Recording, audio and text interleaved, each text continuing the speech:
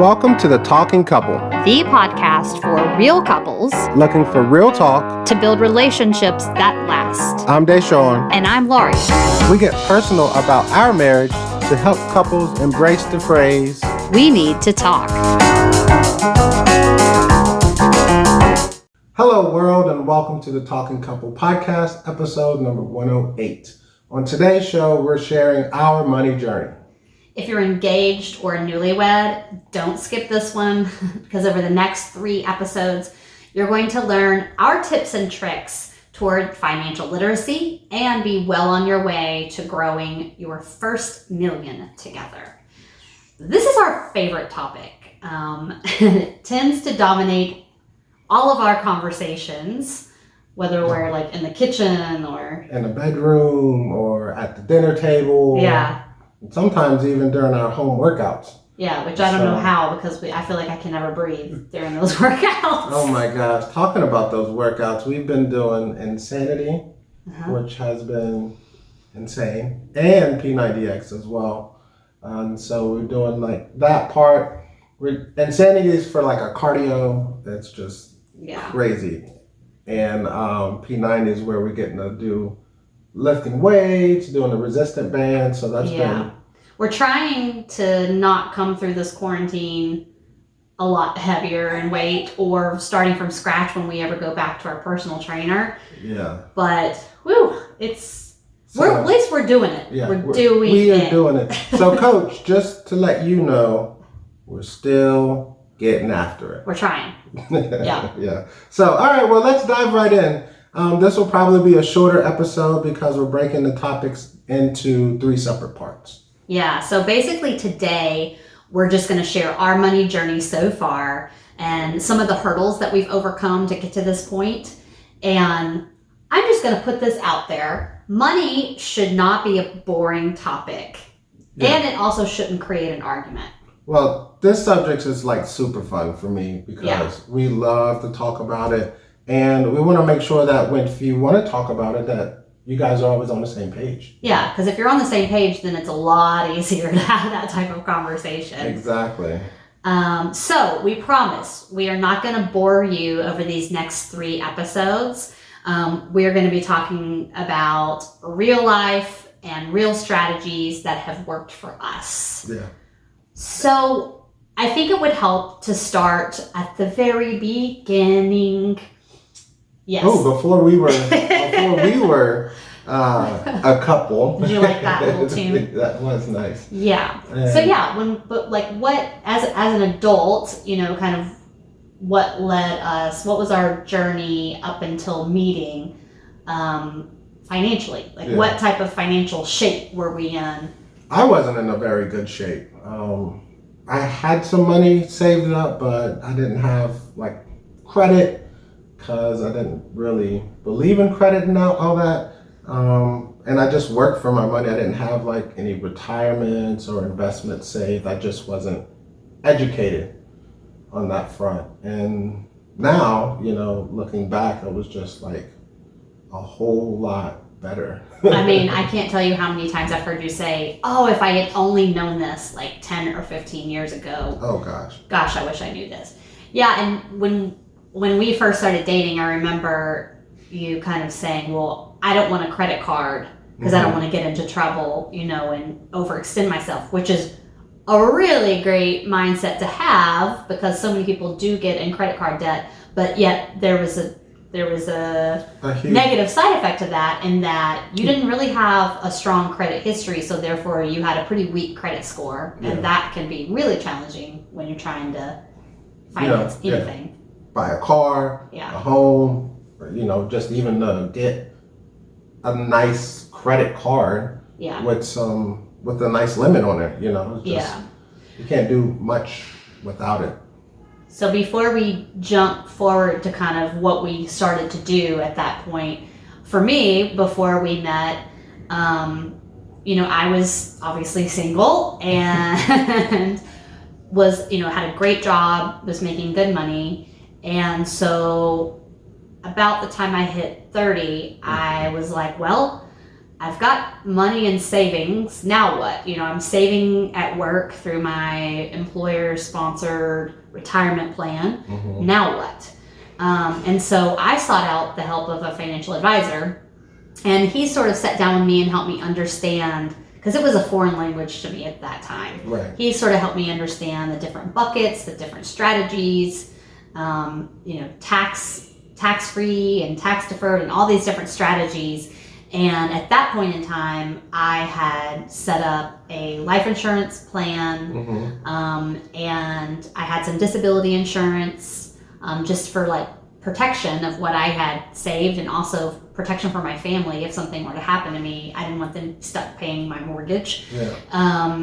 And had some other thoughts about kind of where I could put money, but hadn't made that leap yet. So I was a little bit further along than you, and I had the advantage of a pension through my work, because I was a government employee and we had a pension that I was vested in.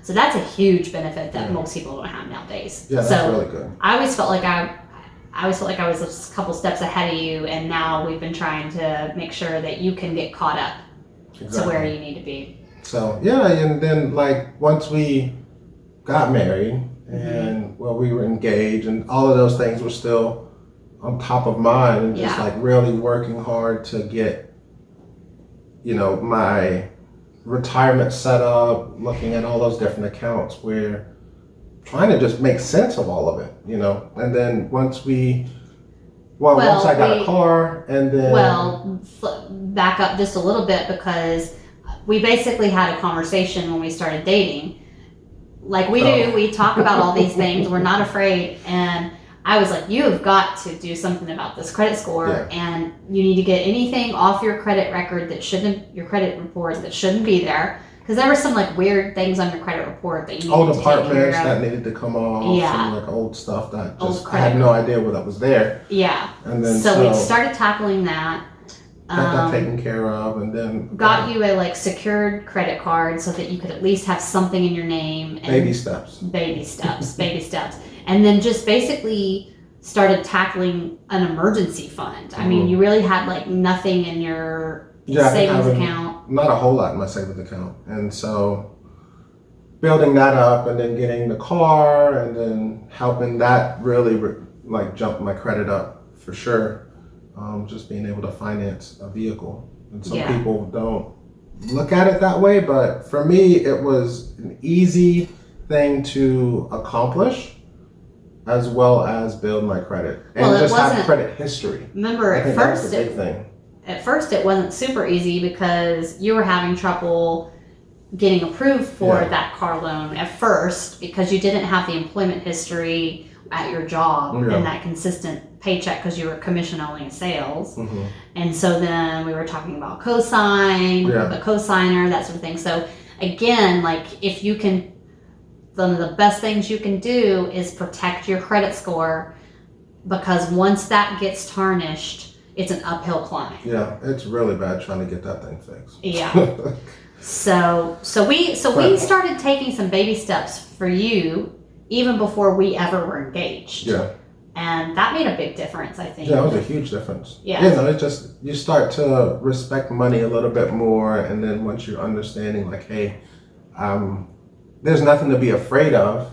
It's just, you got to tackle it, and then you have a partner that wants to do the same things that you want to do. Yeah. To get better. And then once you see that money start to grow and things start to move and change, then you become not obsessed, but you start to see the benefit. Yeah, you see the benefits of it, so definitely. And then I guess once we got married, then you were like, hey, I have an advisor. We should really sit down and talk about all the different accounts and how we can really protect our assets and grow as a couple, and like really like hone in on those things that we want to get done.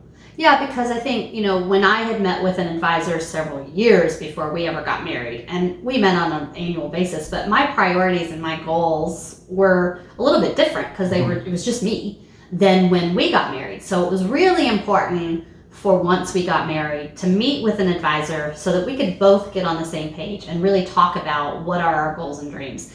And that's something that you preach in your current occupation. Yeah. That's something you're passionate about being, with being an advisor. I guess a spoiler alert, you're now a financial advisor. Exactly. So that's something that we both are passionate about, like kind of spreading that knowledge on to other people who are just starting out. Yeah, because, I feel very fortunate and grateful that I started at an early age. And, because you're a little bit younger than me, you're not trying to play as bad of catch up as you would if you were still the same age as me. Right. But still, we're playing some catch up. So it's like the sooner you can start, the better. The better you're definitely off. Yeah. And so, me getting into the industry, I really had a passion to help people like myself or help couples that were in a situation where they don't necessarily understand about their finances or about where they can put their money into different accounts. And so that's what really got me going into it. And I mean, you're the clients that you specialize in, you enjoy working with most are actually newlyweds that are just starting out, which just goes to show you don't have to have a ton of money, or you don't have to be super far along in your career with a bunch of money stockpiled somewhere to really make a difference in your strategy of how you're saving money and putting it to work for you. I think once we got married and we sat down with the advisor, at that point we created an IRA for you, because if you're like Deshaun, he is an independent contractor and has been for a lot of his career, so he doesn't have an employer-sponsored retirement plan that matches. So not only does he not have that sponsored plan, but he's not getting the employee match. So he has to almost double down on what he's putting in. Where I'm fortunate enough to have that through my employer. So the things like that we talked about with our advisor to realize where's the gap. So we knew that he needed to get a retirement plan, an individual retirement plan for you. For myself, Yeah, and then we started putting some additional money into a mutual fund, and the reason for that was we wanted some liquidity. We wanted, and what we mean by that, we wanted to have access to that money at any given time, and not be penalized for touching that money. And still be able to grow, and it's just not sitting in the bank getting small amounts of less than 1% interest.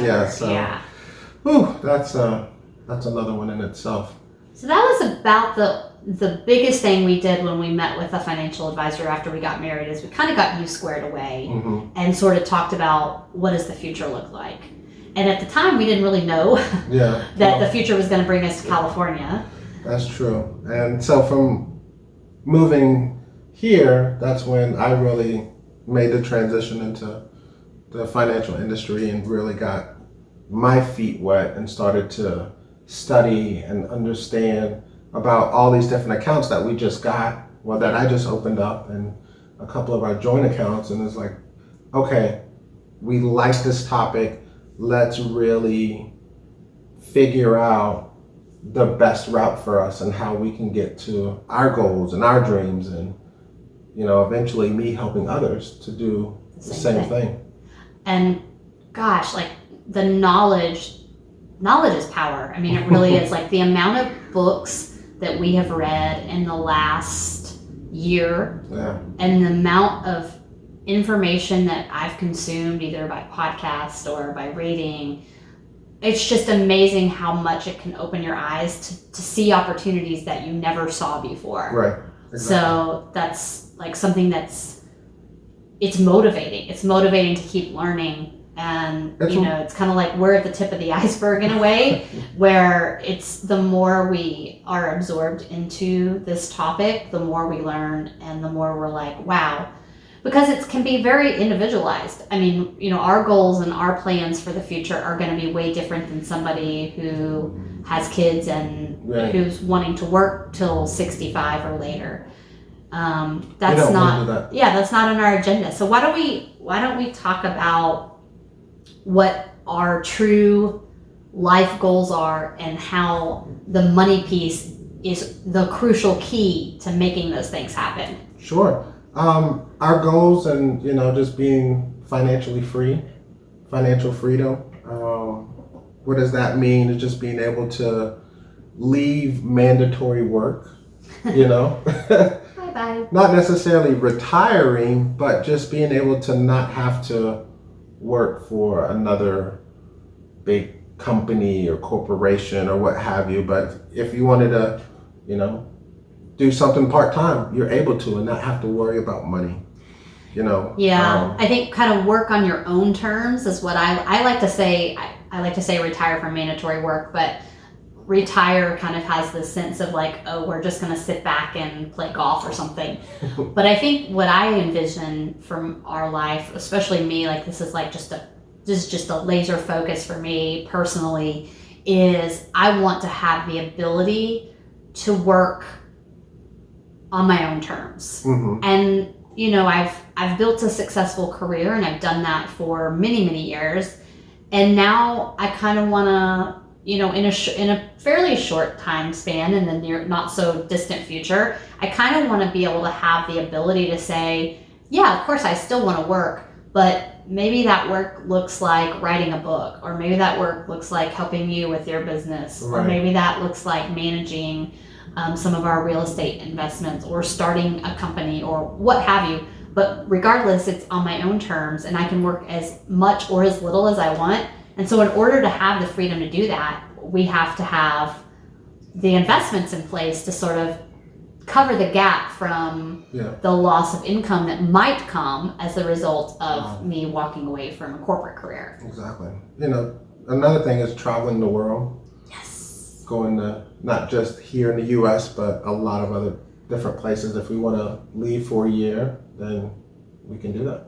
Yeah. And so not then have to that worry way, about it, that way you don't have to hear me constantly say, I want to go back to Thailand. I want to live in Mexico on the beach. I want to. Yeah, let's do it. Let's do it. And then last but not least is FU money. Yeah. So meaning that you can just remind me of the author of the book. Oh, Dan Lok. Dan Lok. We loved your book. Super cool. It really great philosophy. Puts you in a different perspective of looking at money and being able to essentially say F you. Well, and I think his point is there are times, of course, in life from time to time that you have to kind of sacrifice and, do what you have to do in order to make ends meet, or do what you have to do in order to grow a business or what have you. But life is also meant to be enjoyed. And so you shouldn't have to go through life just going without all the time. Right. That it's not about how much can I scrimp and save and deny myself of things that I enjoy. Mm-hmm. It's more about how can you find opportunities and grow and create assets that produce money so that you do have the freedom to say, you know what, I want to treat myself to a spa weekend, or I want to have a $20,000 birthday. Well, I mean, and I'm kind of like about the excess. Like I think there's a balance with everything, but to be able to like really take care of yourself, that's worth a lot. Yeah, no, it really is. It really is. But so we've got to talk about the big things. Let's spell out. So we've talked about, we kind of touched on the IRA, which stands for an individual retirement account. Right. Let's give folks a breakdown of kind of all the different places where we put money. Yeah. Okay. And compare that to, I guess maybe we should start with our expenses. Yeah, let's do that. I think that'll be okay. So we went through this exercise not that long ago, actually, because we were curious how our expenses have changed since COVID. And there's been definitely a decrease in some areas. Yes. We're not people that necessarily eat out a ton, so it wasn't that we saw a huge drop in like our food expenses or entertainment expenses. But we've definitely seen a decrease in, for instance, we're not paying for a gym membership or a personal trainer. Yeah. We do cook all of our dinners at home, so we are saving some there. money there, but We're not going to the movies. The groceries are a little bit more now because we're cooking more. Yeah. Power, all that stuff is relatively the same. Yeah. So all in all, given all of our expenses that we calculated, and again, this is a little bit on a lower end just because of COVID, and we're not doing quite as much. We're right about $8,000 a month for expenses. Yeah. So our rent here in California and all of that. So that gives you a little sense of what our expenses are monthly. And then as far as the breakdown of the accounts we have our savings account, which has an emergency fund in it, an individual retirement account, your 401k. We have 2 Indux Universal Life policies. And that's a life insurance policy, right? So those are, and then you have your pension. I have my pension through my previous employer, which I'm partially vested in, so I'll get a percentage of what my salary was when I retire. And then we have our joint mutual fund account. Yeah. So. And then we dabble a little bit in stocks ourselves through an app. What's the app we use for that? M1 Finance. M1 Finance. So we've done a little bit, not like huge or anything big, but a lot of our focus is just on the main accounts where we can manage and I can manage and talk to different people about. And so I think ours easier. A good strategy, a good investment strategy is to obviously you've heard the term a diversified portfolio, but you don't want all of your dollars in the stock market, because when you see the stock market go down, you're seeing all of your money go down with it. But you obviously want to take advantage of some of those gains. So anyway, we can go into a lot of that in more detail, but basically we're saving a little over 30% of our taxable income into one of these particular accounts. So, it's spread out through all of them. It's spread out throughout. And there's the guidance of saving, I think, 20% or something? So, you want to be above everything. You want to try and do at least 20% of your taxable income. Before it was like 10%, and then depending on like inflation, but to really hit good marks and to try and retire early to make sure you have the things that you want to get accomplished. The more the better. I feel like 30% sounds like a lot, but if we could do 50%, if we could basically save one salary and live off the other, then we would really be even closer to the whole early retirement mark, which is top of mind for me because it's just something I'm super laser focused on right now. And then the next part, we can talk a little bit more about those percentages. The more you save percent-wise, the sooner you're able to retire. Yeah. So we'll break all of that down. And some of those terms, you might not be familiar with, and that's totally fine because you're not alone. About 90% of the population is only probably familiar with 401k and things that they get at their job, maybe a savings account, and that's about it. So we'll explain all of that in more detail and really kind of help you understand how those tools can be utilized to your advantage, and we'll do that on the next episode of The Talking Couple. Yeah, awesome. And we'll also share some success stories from real life clients of mine. So subscribe today so that you don't miss part 2 of the For Richer series. And be sure to send us your top money related questions to The Talking Couple on Instagram or Facebook. And we're excited because we're going to answer some of those questions on the show in part 3. Awesome. Until next time. Get to talking. Thanks for joining us for the Talking Couple podcast. We have a favor to ask. Please take a moment to rate, review, and subscribe to The Talking Couple. We'd love to hear from you. You can also find us on social media. We are The Talking Couple on YouTube, Facebook, and Instagram.